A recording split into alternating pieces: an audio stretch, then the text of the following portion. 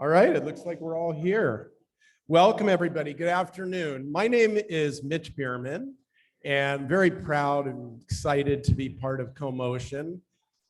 When I was approached about it 3 years ago, I was just very intrigued by it because I am a native Miamian, a grandson of a Miamian, and I was really excited about what CoMotion meant for our community. And I'm a great admirer of Los Angeles with all of its faults. And I thought if we're bringing something that is a transformative discussion about Los Angeles, I'm sure that there's a lot of relevance to it in Miami. I want to say a comment about our topic for today, which is Miami as a playground of innovation. I have to confess that when I was 18 and I left Miami to go to college, I planned to not come back. And the reason is at that time, and I won't tell you how long ago it was, but it was before any of these people had real familiarity with Miami. It was a very different place than it is now. My friends and I, at the age of 18, every weekend drove up to Fort Lauderdale to do stuff because there was nothing to do in Miami.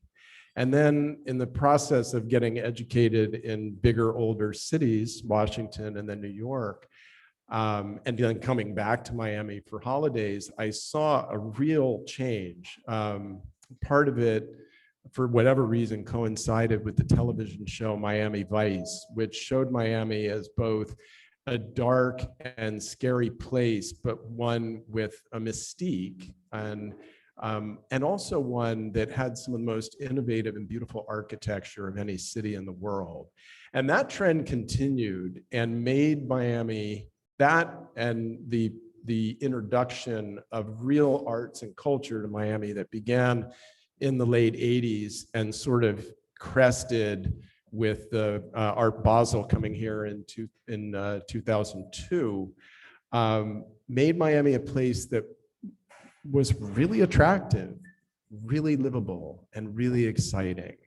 And so now, after all of that happened and made Miami the kind of place where a person who's attracted to beauty and the arts and outdoor activity could live and would want to live, we are becoming the kind of place where a person who wants to invent and bring to market transformative, knowledge-based products can live and thrive and make things happen that maybe you can't make happen in any other city in America and maybe in any other city in the world. And that's what today's panel is about. And so I've introduced myself through my feelings about this hometown, and I want to give our panelists the opportunity to introduce themselves, and we will just start to my left.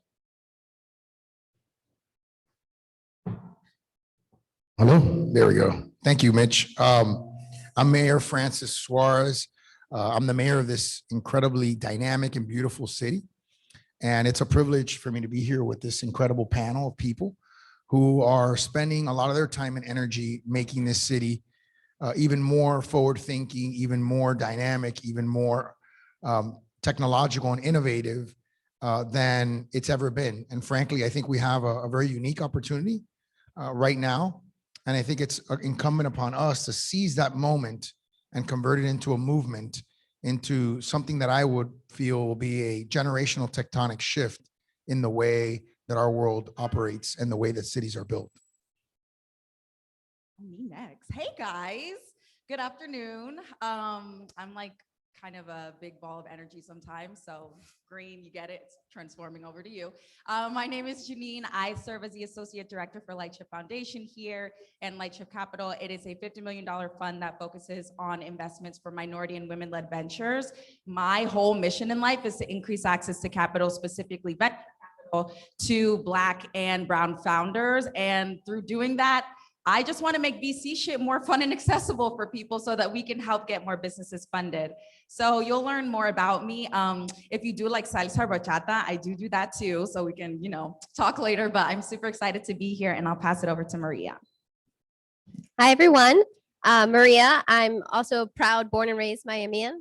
And I also left twice, never thinking I would come back. And it somehow got me back twice. And I'm here to stay. So I'm the director of community for Florida Funders, which is a hybrid venture capital fund and angel network headquartered in Tampa. I kind of lead the Miami office down here. And I've spent the first 10 years of my career working in startups, including one of the early employees of Reef when it was Park Jockey.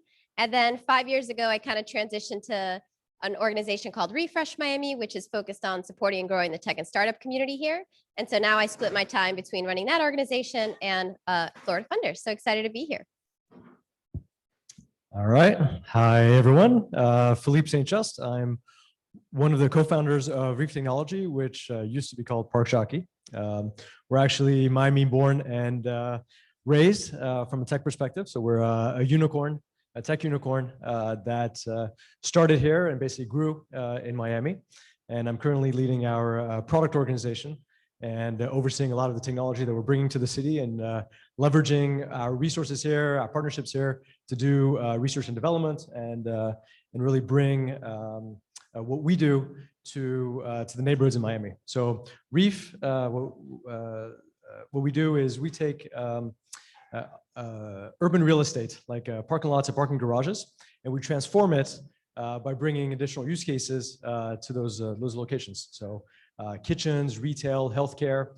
We basically take this land that was either vacant or dedicated to vehicles and basically repurpose it for the benefit of neighborhoods in Miami and across the country.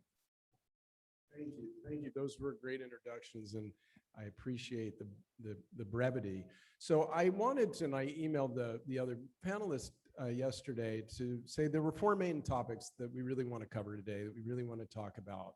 Why Miami? Why now? How to make this inclusive?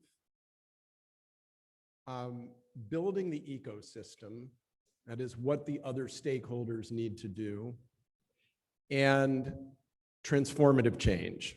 And so we'll start with that simple question, why Miami, why now? Francis, you have been all over California on billboards promoting Miami now. So you get the first shot at this. Why Miami, why now? I think it's a series of factors that came together, sort of conspired together. When you have such a special moment, it usually isn't a byproduct of one thing. It's really a confluence of factors that come together.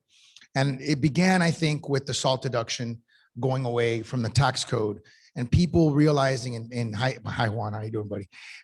Our port director, amazing guy, Juan Curila there, wanna highlight him, who's doing a magnificent job, the best port in the United States.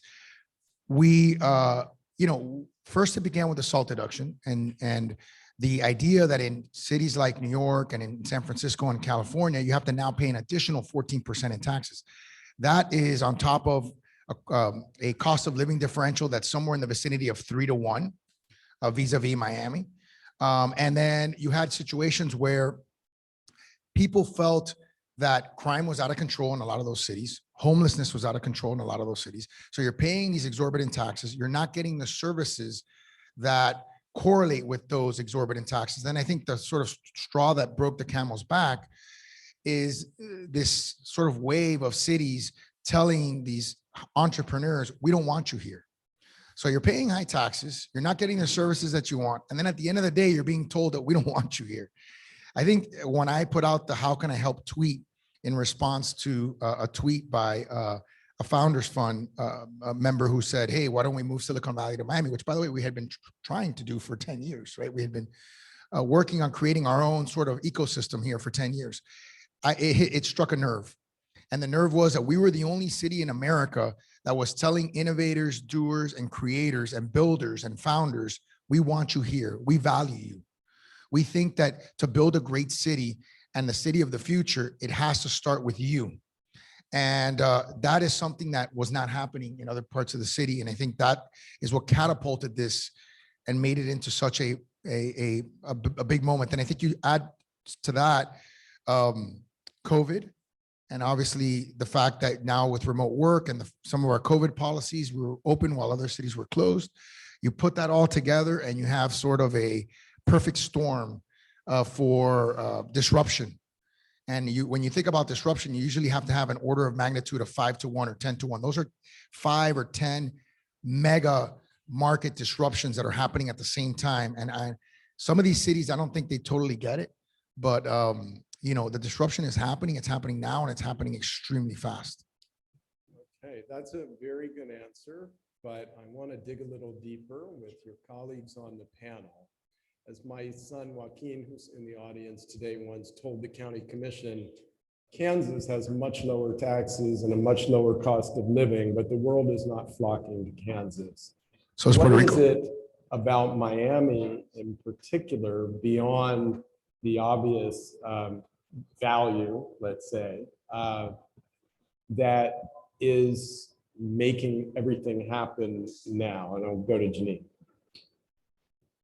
In layman's terms, Miami's sexy. Like, it's the place to be for, I guess, freedom of thought and diversity of thought. Like, I live in North Miami. I can work in Brickell. I have friends all over, like in the Gables, in the Grove. It's just like, there's so many dynamic communities within one big metropolitan area that I can get Haitian food, authentic Haitian food if I need to. I can go get all my services from a person who is living here, but on the business side, I can interact with so many different people. I can have access when we're looking at investments in Latin America. It's just like the accessibility, the freedom, the diversity of thought, and just the diversity of people and the dynamic energy of the city. And I am a beach babe, so I love the beach, of course. I mean, why not Miami, right? And then, of course, with the mayor's initiatives that he's been doing, and with the entire team, with Syke, whom I love like to death, it's just like we're making it a place where people can come, where we can create, and hopefully now we can start to get the access to capital, especially in the minority communities that are lacking it. So that's how I feel. All right, thank you. Excellent. So, Maria Derchi, are we really a laboratory here, or is it just about the parties? I think we've had this stigma that we've all been about parties, but I think once you're here for a week or two, the novelty wears off. You get exhausted. If you don't live on the beach, you don't usually make the trip over the bridge. It's like a mental block. And I think you start to realize like real work is done here. And most people aren't partying on the beach every weekend. We're heads down, building great businesses and supporting the community. So I think the folks that came here during COVID got to really experience all the incredible neighborhoods like Janine was mentioning. And then they realized like that, my one trip here in my 20s for a bachelor party wasn't all that there is here. And so I think that's what definitely helped people realize that this was some place that they could also have a career and a meaningful business. So no, we're not all about parties, although we do love a good party. Right. So I want to get Philippe's point of view on this, because Reef, I think, would have been welcome in any city, and they've got connections in Colorado and Canada, and a lot of places. Why Miami, and why not one of the other places that you could have gone? I think it goes back to what brought us here and then what kept us here. Okay. So essentially, when we started the company, when we started Park Jockey, we were actually very targeted to what the city had to offer. And this was about 8 years ago. And our product back then was very focused on the hospitality space, the event space. It was about taking advantage of really the social life here, the community life, and building solutions that would enable that. And as Maria said, we after staying here for a while, we realized that the people that we were working with, the people that we had hired onto the company, that ecosystem, that culture, we felt was very well suited to entrepreneurial growth, to startup growth. People that really want to build something, people that come from a variety of backgrounds where they don't feel like they're in a box, and that there's always opportunity higher up. And I think we were able to really build a core for our company in Miami that has kept us here. I want to do one follow-up on the why Miami question that's going to lead into the inclusiveness question. We know that as Francis alluded to in his initial comment, other tech meccas have kind of failed the industry in a way, and not just failed the industry, but failed as cities to some extent. And I think it's especially an issue for San Francisco. So how do we avoid their mistakes? Because we have their example to learn from, the social, the incredible opportunities to create wealth, and yet at the same time exacerbating inequality and social ills. It's a long, I mean, it's a question that requires a long answer. I'll try to keep it, condense it.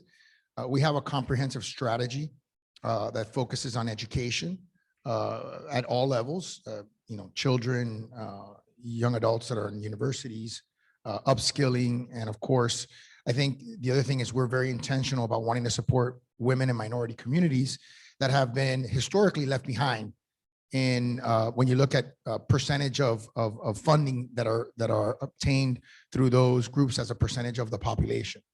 So I think those are two things that we're doing very, very differently. I think also, we don't do some of the things that those cities do insofar as they limit their capacity for growth. We have the ability to grow 10x, and I know this is one of your questions coming forward, but we have the ability to grow.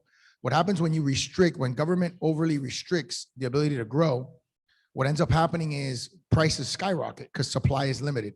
And so, you have cities like New York and that's built out, and cities like San Francisco that have no capacity for growth are unaffordable. So 1 bedroom in the urban core of San Francisco or New York is $3,700 a month. In Miami, unsubsidized in the Omni, the Mello building, brand new building, is $1,450. So, I mean, that is a significant difference. And so I think, we have to continue to be intentional about it. I think we have to understand that no city, income inequality is not a Miami thing. It's not a tech thing. Okay. It's an urban America thing. It's an urban America problem. And it's a problem of our generation. And the solution to that problem is not something you're going to find in a, Cracker Jack box or on a fortune cookie. It is a comprehensive roll up your sleeves, work on homelessness, work on, education, work on opportunity, work on a variety of factors, and hope that you're able to deal with that issue. There's a misconception, in my opinion, that government is the one that's supposed to solve that problem. This is a problem that everyone has to help solve together, right? We need the private sector, we need the philanthropic sector, we need government. Everyone needs to come together and stop and not point fingers. Some of those cities too, is you see government point fingers at the private sector points fingers at government, and there's a clash instead of everybody coming together and saying, hey, we need philanthropy, we need government, we need a variety of people rowing in the same direction to help us create more equitable opportunities. Okay. All right, Maria, comment on the same question, if you don't mind. What else do we need to do to avoid the mistakes? I kind of echoing what Mayor said, like be very intentional about this, be willing to look internally and say, what are we doing right? What are we doing wrong? How do we fix things? And making sure that the non-tech community are part of it, like making sure their voices are heard, that we're involving them in a lot of these decisions, because people will ask me like, how does the tech community feel about all these newcomers coming to Miami? And I'm like, we're really excited, but we have to also make sure that the non-tech community is as excited about these newcomers as well. So yeah, being very intentional and being able to make sure we're thinking about it long-term. And I've actually started reaching out to some of the cities, some of the folks that were involved in growing the tech and startup community in San Francisco, and said, if you could do it all over again, what would you change? What would you do differently? So I think it's really important. We have the benefit of learning from these other ecosystems. And so why not ask them and say, how can we make sure not to fall to the same mistakes? And so that's actually what led a group of organizations in the community to create what we call the Miami Tech Manifesto, which you can see at wearemiamitech.com. And it's basically a list of things that we're striving towards and kind of values that we hope everybody who's entering the ecosystem will also strive towards. So yes. So if I had to sum it up in one word, intentional. Okay. So I want to leave time to cover all of our topics. So I want to move to the next topic, and we'll start with Janine. What do we need to do specific steps to expand these opportunities, not only beyond tech, as Maria just said, but beyond the male, white, somewhat Asian group of people who have already begun to benefit from this forward motion that we're having right now? I think very much like Maria just said, being intentional about building effective partnerships. Some of the best cities who have like the great infrastructure when it comes to relationship building and just effective programming build effective partnerships. So like a VC firm partnering with a private and public institution, partnering with philanthropic partners. It's like when people are kind of fulfilling their own roles, then the team can then effectively, execute on the plan. So talent development is huge. Like I serve on the board of the Center of Student Engagement for FIU, and part of the conversations that we have are like, how do we develop this talent? And a lot of it does come from private dollars coming in, putting on these programs, then partnering with the philanthropic partners to then start to generate effective programs that can develop a high quality pipeline that will ultimately funnel into VC as it relates to the investing. So one, I think it's just partnerships, being intentional. Two, and then also developing those high quality pipelines. I want to follow up with you because the pipeline issue has always been on my mind. We find in the practice of law that we want to create more opportunities for lawyers of color. And then we find that there aren't that many coming out of law school, and that we need to go to high school and say, this is a great career if you want it, and we'll start with you now, telling you how you get to that career. Are we doing that with tech, with innovation and technology? I believe so. Yes, there was just you were just with AJ the other day and in Little Haiti, and so starting at as the younger, basically what I'm trying to say is you can't become what you can't see, right? So it's like the earlier that we can get tech into schools, the earlier that we can get it into communities, especially communities of color, that's when we're going to start to see the emergence happen. In VC, especially for founders of color, it's not a pipeline problem. Like there are tons of founders out there who are ready to be invested, but there's layers to this shit, guys. Like it's a social issue, it's economic issue, but I agree with you. Starting early, we'll start to build those effective pipelines so that we can get the people who need to get that funding funded. Excellent. I hope I answered. Yeah, and I'd like to get Maria's perspective on this as well, since she is also very focused on creating opportunities for women. What other things can we and should we be doing to specifically increase the opportunities for women in this at this time? Yeah, I think everything that Janine mentioned about making sure that that people see people like themselves represented. Last night, I run a group called Women in Miami Tech, and we had a happy hour, and it was incredible to see the group that came out. And so making sure that people feel supported and have sounding boards to reach out to. I'm also part of an organization called Code Art, which is focused on helping young girls, I think all the way into like middle school, get into coding through art. And so making sure those programs are in place, that people feel like, it can be done, and that they feel supported and have a sounding board and mentors that can help them. I think that really helps. So once a company has succeeded and needs to, with your help, and I want both of you to talk about this, what's the path forward to the next level? Where do they go? Because are there billion-dollar funds that are then taking them to the next level? Do you want me to go? Okay, so what I really love about Lightship is that we provide that ongoing follow-on and that support, and with like an ops team, but then that's also extended to our global network of partners. So for example, one of the people that we work with is SoftBank. Dami is like phenomenal when it comes to finding local talent, and talent everywhere, but locally, especially Miami, that's what she's very passionate about. So there are, again, it's partnerships and being intentional about working with VC firms or with large conglomerates who have these billion-dollar funds, so that once the portco is your portfolio company gets their first round of investment, and then they're able to be successful from that, then we can go and help them raise additional funds. Philippe, do you have any specific targets in terms of expanding opportunities for, or expanding inclusiveness, let's say? One of the things I like about our business and what I like to say is that being in tech is not just about being a software developer. There are lots and lots of jobs that you can perform and still work for high growth companies, for entrepreneurial companies. So there's a difference between, I think, a startup and a tech startup, but both of them are having a moment right now in Miami, which is amazing. And so I think that opening up those opportunities and making those very obvious and front and center, that really you can have any kind of background, any kind of career, and still be part of those types of companies is something that's very important to get out and for people to understand. And I think that that's a good way to increase diversity in the companies that we're building in Miami. Excellent. And Francis, you meet with a lot of potential new entrants into our market and relocating companies. What do you tell them about diversity and inclusiveness?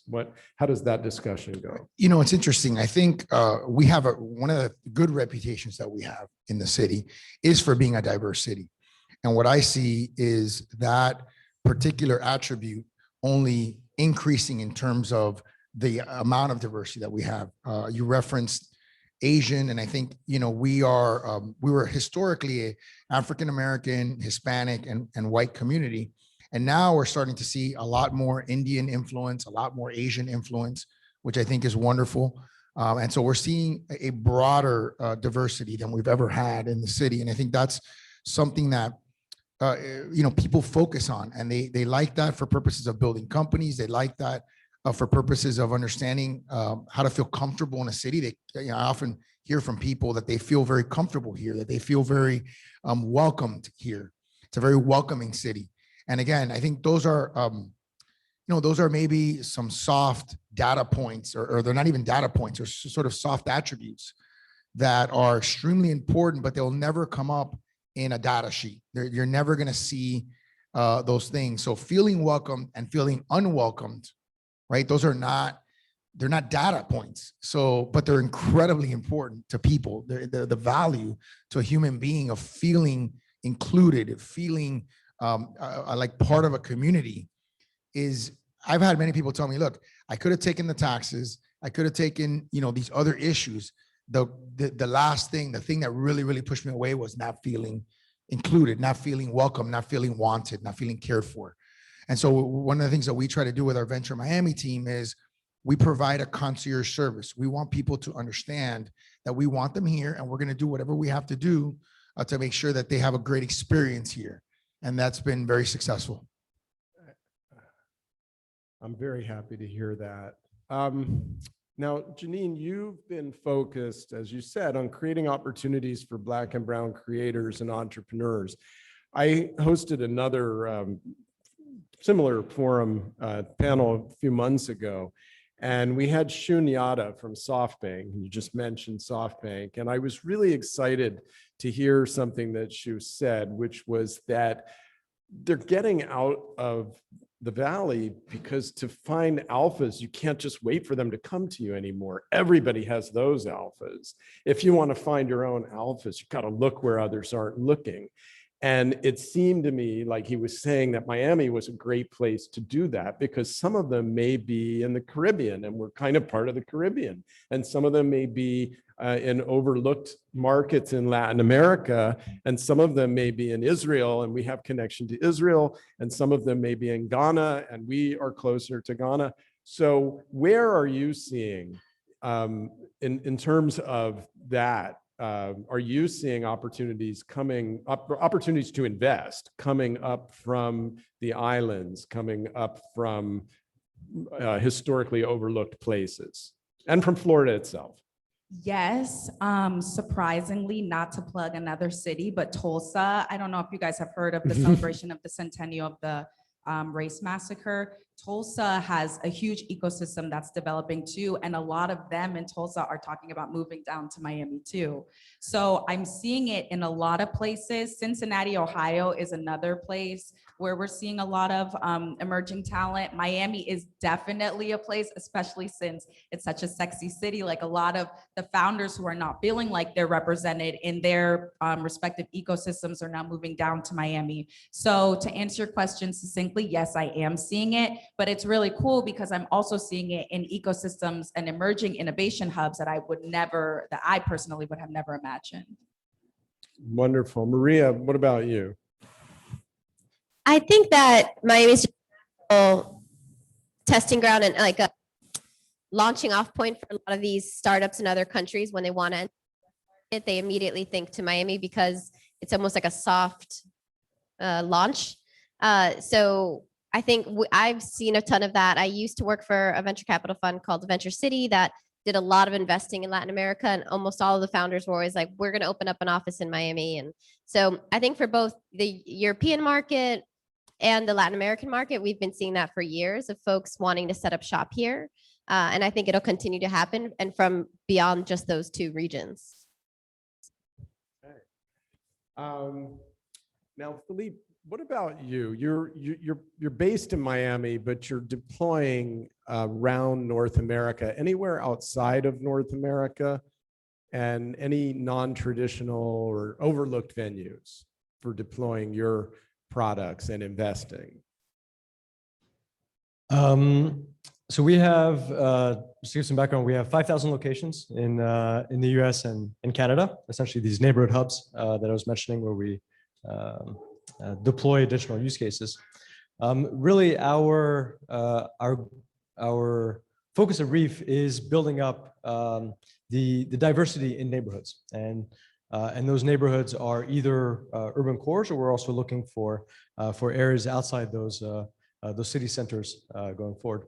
And I think this is going to tie back to transportation, but I think it relates a lot to how we get goods and services into the neighborhoods and how we get people in and out of those neighborhoods. So we were talking about diversity and giving opportunity. I think there's a big part of that is related to transportation and really enabling people to move around that city and making much more of a connected hub than having individual pockets that don't interact with each other. So one of our goals at Reef is basically connecting these hubs using either traditional methods like for the goods around those hubs. We're also working a lot with electric vehicle companies, a lot of fleets, in order to really bring that transportation into the cities, into those cities, and really tie them together. So that's one of our areas of focus for the next few quarters. Before we move on to the ecosystem topic, I wanted to follow a little bit more on this idea of how the tech surge in Miami can translate into opportunities for entrepreneurs outside of tech. And I think that I'm going to go back to Felipe for this, because I was thinking about that this idea with mobile kitchens allowed somebody who has a great, for example, out of this world food product to be able to deliver that in a great setting without investing in all of the cost of a restaurant, because there's a way to do it and make it mobile. So how is that working? And is it a form of social entrepreneurship that you're encouraging with your products of mobile kitchens and mobile retail? It very much is. I think our vision is really to provide building blocks that allow entrepreneurs to basically assemble their business very easily, so they focus on their value proposition and what they bring to the market. And so one of our building blocks is essentially kitchen as a service. So we work with food entrepreneurs to allow them to build their brands and bring them to neighborhoods that they didn't have access to before.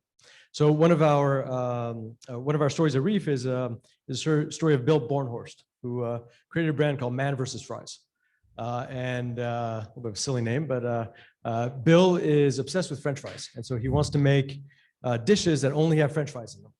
And he opens up one restaurant in San Francisco and really knocks it out of the park, does a great job, but then doesn't really have a way to grow that, because in order to grow that, he needs capital investments. He needs to work with real estate, and so we're able to essentially provide him with a platform that allowed him to grow his business to, I think we have 80 locations now with Bill, basically a major franchisee, with very little of his own capital that he had to put in there because of those building blocks that we provided as a service. And I think that what we're doing is not necessarily unique. I think it's an extension of what the web has done for entrepreneurship, where if you look back to the 90s, people had to build everything from scratch, their own data centers, their own front ends, their own back ends.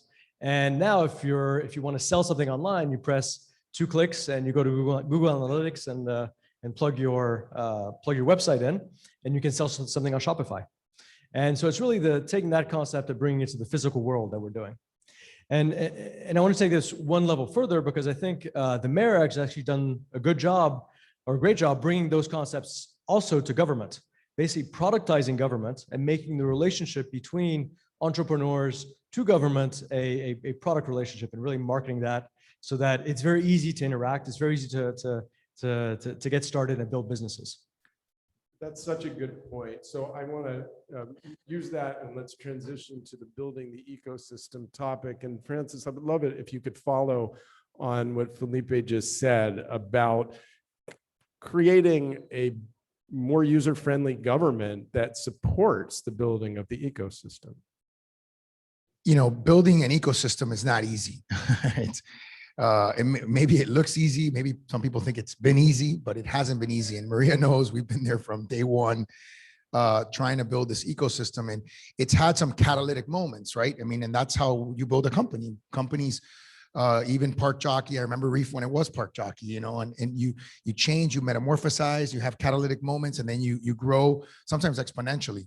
I think what we did very well was, first of all, for 10 years, we laid the groundwork. You know, we invested, and this is why investing in minority and women led a business is so important, because you have to seed, you know, the hardest thing is getting off the ground. So we were for 10 years trying to build, so think about building a company. We're trying to build this company that's, you know, Miami tech. And then when the moment hit where we went big, right, where we IPO'd, if you will, sort of skipped series A, B, and C and went straight to the IPO, we were ready because we had the building blocks. We had spent the time and the energy. But there are things that we also did that were intentional at the government side. One is we're a $1 billion company. People don't know that. As a government, we're a $1 billion company with 4,500 employees and 4 labor unions. And we were acting like a company that was operating out of the 1980s. So the first thing I did when I got there was we created electronic plans so that if you wanted to permit something, you could do it electronically. The second thing that I did after that was, you know, and we have a great chief innovation officer, Mike Suarez, who's brilliant and amazing. I kept challenging him every year. You know, the next year I said, okay, now that we did this, now we need to be able to create a business from your phone and from your laptop instead of having to go into a government building. So we created something called eStart. The first one was called ePlans, and we called eStart. I know the E name is a little bit antiquated. And then once we did that, I said, okay. And I think the former CIO from Orlando's here. Where are you? I know he's around here somewhere. There he is. You know, I had heard that Orlando was doing this, which was going completely virtual, doing like a virtual city hall. And I said, wow, that makes a lot of sense, particularly in COVID, where, you know, we couldn't interact physically. We have the capability now, what we call it eGov, to have a completely interactive government where you don't ever have to walk into a government building. Imagine that. You can interact with government and never have to go into a government building. And then I think the last piece is laws are antiquated for a technological environment. And so when you have a company like Reef that's Miami born, that wants to stay in Miami, that wants to consolidate its jobs in Miami, and they're telling you all we need from you is for your laws to catch up to our technology, that's a no-brainer for us. It should be a no-brainer. And so we're very blessed to have a magnificent team that are here that worked arduously with us to make sure that there was a legislative framework where they could grow, where people could adapt and understand the very phenomenon that you just described, Mitch, which is that companies like Reef are force multipliers for small businesses, right? They allow small businesses to be able to grow in ways that they may never have been able to grow. Scaling is really, really hard, right? And Maria and I have spent a lot of time on trying to create a community that is able to scale. I'd say the hardest thing in the world is going from a small business to scaling to a big business. And so what Reef does is allow that transformation to happen. But if government stood in the way, if we had antiquated laws that said, you can't do this, you can't do that, you can't innovate, then they would have said, look, we love you, we started here, but we're going to go somewhere where that is receptive to our technology. And that's a very real thing. I mean, I'm telling you, we had some of those conversations, trust me. It's a very real thing. Government has to be adaptive. Government has to be flexible. We have to understand opportunities in many ways. In that sense, we have to act like a private sector company and understand that we want market share. And in order to get market share, you have to be innovative. That's why we did what we did on crypto, because we wanted to send a message. I mean, let's say tomorrow it's done and we're able to pay our employees in crypto. How many of my employees are going to do it? I don't know. Maybe 10%, maybe 20%, but that's not the point. The point is that we are the first city in America that's going to allow people to do that. And we're sending a message to the world that we want to be on the cutting edge of technology, that we as a city, not just as a government, but as an ecosystem, as a community, we want to make sure that the world knows that if you want to build, you come to Miami and you're going to be able to build. And that's why also the venture capital community is so important, because you can't build without resources. That's why the private equity migration is so important, because again, you can't build without resources. And so we're going to help channel those resources to some of the more important areas that we want to focus on. But if you don't have those building blocks, you're never gonna succeed. All right. So just real quick, as I do want to cover the other topic before they cut us off and make us take other questions at one. I want first, Janine, and then Maria, your recommendations to Francis on what else government can and should be doing to encourage growth and opportunity. More than 14 hours a day, guys. I can't do a whole hell of a lot more. Just kidding. No, we met and I was like, no, I already love the work that you're doing, but I think that there needs to be a more effective bridge between the small business community and the high growth scalability of tech, because we are going to leave a lot of people behind. And granted, it is survival of the fittest. Trust me, like I get it.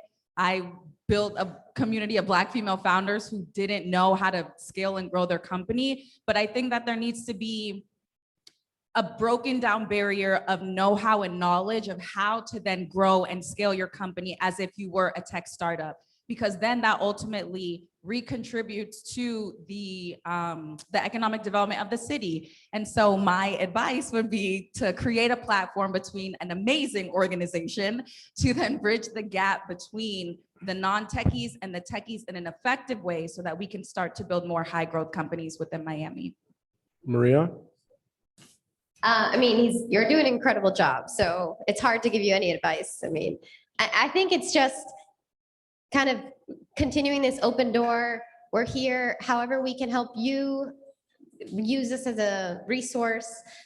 Going back to what Janine said is, yeah, how do we get started even earlier and kind of bridge the gap with the non-tech community so that they feel they are going to be, they're going to benefit from this increase in companies here, and how can we make sure that we're preparing our graduates for the jobs that are coming and the jobs that are going to be coming in the near future. That's one concern I have, is there's just, with such a huge influx of jobs, it's like, do we have enough talent in the ecosystem? And are we doing a good job of training them and kind of grooming them to get to that mid-level and senior level that we're going to need? So yeah, that would be it. So the final broad topic is transformative change. And I see that we're here working for transformative change in terms of diversity and inclusiveness. We're here working for transformative change in terms of mobility, both physical, both physical mobility and economic mobility. The biggest problem facing us, and it faces us all, is that we're going to be underwater. And so are we The whole earth probably will be, but we're going to be first. So we can show, if we want to lead, if we want to be the leaders in technology for the rest of the world, one of the areas we can lead is in how we innovate our way to combating sea level rise. So I'd like each of the panelists to comment on that as one of the factors of transformative change that we hope, I think all of us hope, that this surge in interest in our community is going to bring. Thank you. I don't think we're going to be underwater ever. I think that when you look at other examples of cities that are below sea level and have been below sea level for hundreds of years, they are able to survive through engineering and ingenuity. So I don't think we're going to be underwater. I think we have to be understanding of the climatic phenomenon that we have to deal with. I don't think we can put our head in the sand and pretend like it's not happening. But I think we are doing that. We're probably the only city in America, maybe one of the only cities in the world that's spending hundreds of millions of dollars to make it itself the most water resilient city on the planet. We're already the most wind resilient city on the planet. I could tell you that, people often talk about hurricanes and the threat of hurricanes, but we've actually had less hurricane damage in the last 10 years in New York. And most people don't know that. And it's because we're hardened for hurricanes. I think we have a lot of work to do in terms of our water resiliency, as Dorian showed us in terms of what the sort of catastrophic effect of a Category 5 hurricane sitting on top of a country for 2 consecutive days and producing 20+ foot of storm surge. I don't think there's any place on the planet that's prepared for a phenomenon like that. The beautiful thing about us is we have a porous subsoil, limestone. So even though there was pretty shocking images of us during Irma, which was not even, I think, a Category 1 when it hit us, had 6 to 8 foot storm surge, and we saw Brickell 2 to 3 feet underwater. What the media didn't report was that 12 hours later, that entire area was dry and sustained almost no damage. So oftentimes there's a lack of context when it comes to some of these issues. But I just want to step back and say one last thing. We talk a lot about tech being something that exacerbates social issues, that creates gentrification, that creates inequity. We don't talk enough about the solutions that tech may have for some of those issues. Like, for example, when you talk about tokenization and the ability to democratize investments that are now not available to most people, like, for example, being able to have equity in the construction of a building like this, or in a project like the one that's next to us. But right now, it's only for the ultra wealthy. Only right now, the equity in any major projects is only for the ultra wealthy. So if you're someone that's not ultra wealthy, you're basically putting your money in a bank account, which is giving you 0 interest. You're probably losing money because of deflation. And so people haven't talked enough about crypto and its ability to preserve currency from deflation. They don't talk enough about decentralization and tokenization and how that can create a lot more equity and allow people to have double-digit returns on their investments that they don't currently have the ability to have with very, very little risk. So I think we need to talk a little bit more about that to sort of properly contextualize the impact of tech. I think tech has been a tremendous democratizing impact on our society just generally. And I think, unfortunately, there's some narratives that talk about it as a stratifying and not positive influence. And I think that's wrong. Well, I have enough questions for 2 more hours. Unfortunately, we only have 9 more minutes, so I'm going to let other people ask questions if they would like. First in the room. Please. Francis, hey, and good to see everybody here. Thanks for Commotion for putting this together. Mayor, can you talk a little bit about some of the progress that we were making last 3-4 years with Florida Blockchain Foundation and the goal of the smart logistics project that we've spent many years working on, and sort of what's possible now that we have the front and center of the stage to try to bring this smart city, smart logistics project back to life? Yeah, thank you, Silvio. I was one of the early members of the Florida Blockchain Foundation. I was also asked by the CFO of Florida to be on the Florida Blockchain Task Force. And, so my entree into crypto far precedes the how can I help tweet. But I think that there is a variety of use case applications that we're going to see in the next 6 months to a year.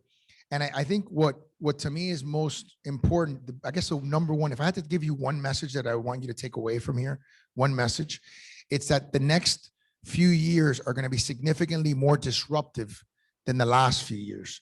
And we're entering into a world of hyper disruption. And I don't think a lot of cities in America completely understand that. But when you talk about urban air mobility, and I've been watching all the different technologies up there, when you talk about ghost kitchens and things like that, when you talk about blockchain and all the ways to have smart contracting and things of that nature that will allow us to really create more efficiency and more democratization of investments, the world that we're walking into is a world that's technological, and it's a world that's highly disruptive. And unless we are preparing ourselves, our children, our unborn grandchildren for that world, we're failing our children. And that's why, I mean, people often ask me, Mr. Mayor, all your tweets are about tech. Why don't you spend more time talking about other issues? I said, well, I spent 11 years of my career talking about affordable housing and transportation and issues that are very important to me and dear to my heart. And I realized, what if we could create a city where people didn't necessarily need to have an affordable housing, where they could afford to live in a place that they would want to live, as opposed to a place where they felt like they had to live? What if we could create a city that could create generational wealth, not just for themselves, but for their children and their grandchildren? What if we create a city that provides more equity of opportunity? So I really got excited about that. And I think we've created in the last year, with the help of the DDA and so many other organizations, just off the top of my head, I can tell you, we're in the over 2,000 job range just in the last year of jobs that are in excess of $100,000.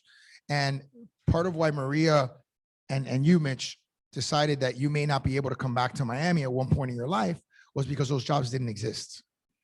And for 10 years, we struggled with the chicken or the egg. What comes first? Is it the talent issue, or is it the jobs issue? And I think because of all these macro factors that came together, we're blessed because the jobs came for a variety of reasons. And now we're finding ways to make sure that they stay and make sure that we're able to create that kind of opportunity.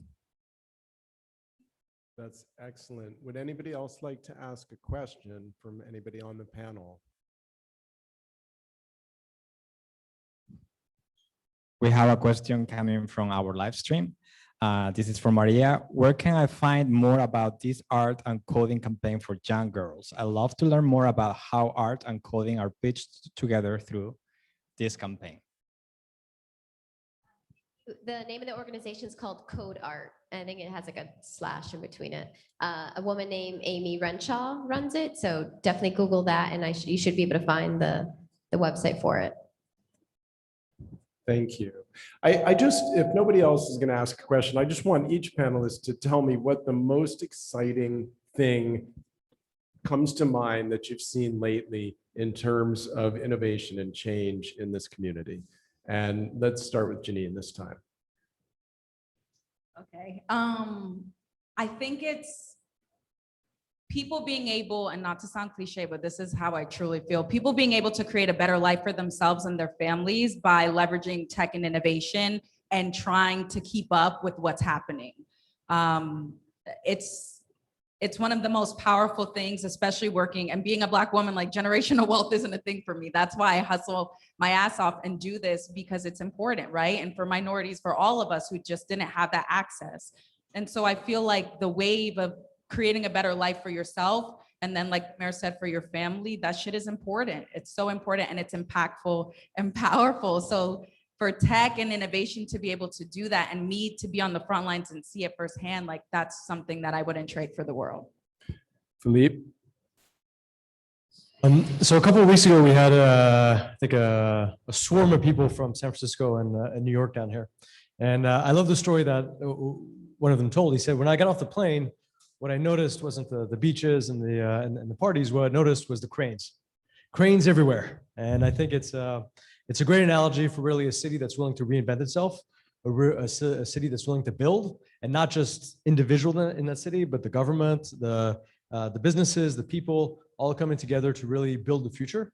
And Miami is just a great place for us to really envision what the future is going to be like.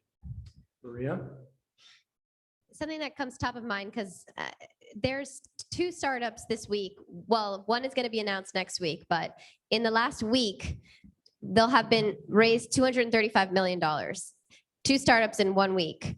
And that used to be the entire funds raised in a quarter for Miami. And now it's happening in a single week. So that kind of excites me that we're finally showing that it can be done here and it is being done here.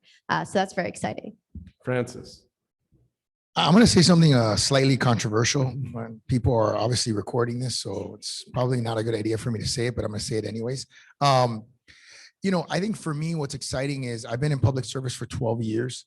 And I would say in 10 or 11 of those 12 years, we were working with last generation's solutions, right?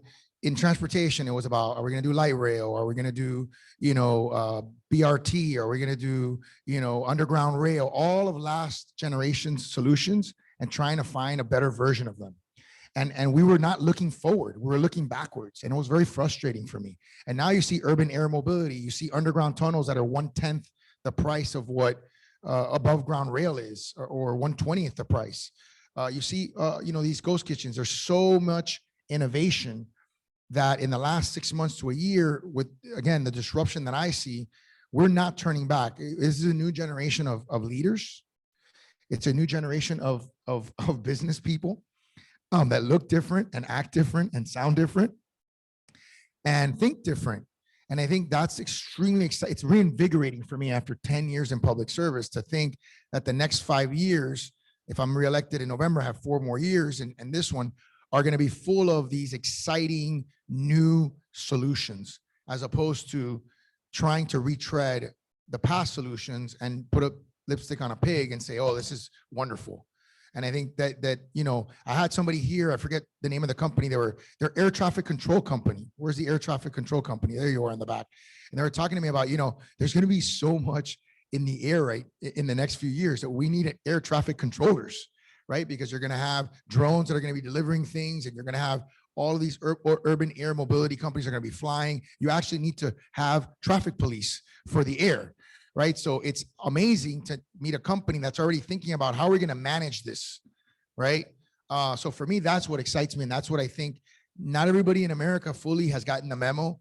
And it's going to be there are going to be some major changes. And I think Miami's very well positioned, not just because of its strategic location between New York, Silicon Valley, Israel, and the Middle East, Europe, and South America. We're right in the center of those mega markets, which is something we didn't really talk about. Our geo position is one that is perfect to be the center and the capital of capital, as I call it.